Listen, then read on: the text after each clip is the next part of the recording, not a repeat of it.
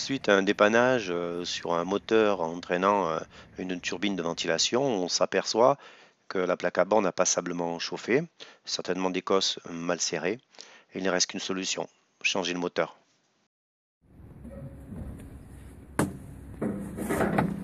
Après avoir démonté les courroies, débranché et enlevé le moteur hors service, on regarde la plaque du moteur neuf afin de déterminer le câblage de la plaque à borne en fonction du réseau.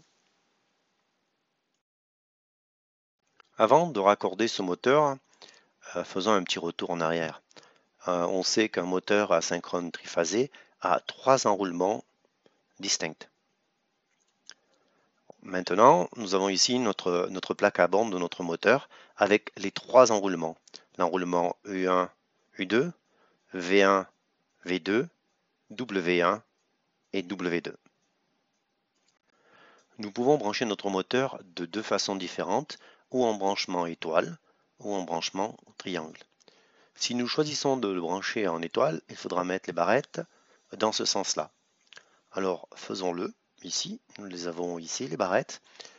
Nous voyons bien ici ce point commun, c'est bien le point étoile qui est ici. Par contre, le courant qui est parcouru dans chaque enroulement sera égal à U, c'est-à-dire la tension de 400 volts, divisé par racine carrée de 3, ce qui donne à peu près 230 volts. Chaque enroulement sera parcouru par un courant équivalent à 230 volts. Voilà. Maintenant, si nous le branchons en triangle, il faut mettre les barrettes dans ce sens-là. Alors, faisons-le. Nous mettons les barrettes dans ce sens-là et nous sommes bien en branchement triangle. Par contre, ici, le courant appliqué sur chaque enroulement sera égal à 400 volts.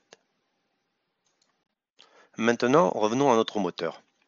La plaque signalétique du moteur nous indique que c'est un moteur en 400-690 et que sous un réseau en 400 volts, nous devons le brancher en triangle. Donc notre réseau étant bien en 400 volts, ce moteur devra être branché en triangle. Si par mégarde on l'aurait branché en étoile, le couple du moteur, étant donné que nous entraînons une turbine, le couple du moteur ne serait pas suffisant et le moteur serait rapidement hors service. Conformément à la plaque signalétique du moteur, nous avons bien branché notre moteur en triangle. Le moteur a été mis en place sur son support. La poulie moteur et les courroies ont été mis en place. On a changé le disjoncteur moteur car ici on n'a pas de contacteur puisque c'est un variateur de vitesse qui fait démarrer le moteur. Par contre, il faut resserrer toutes les connexions. Ensuite, il faut vérifier le sens de rotation.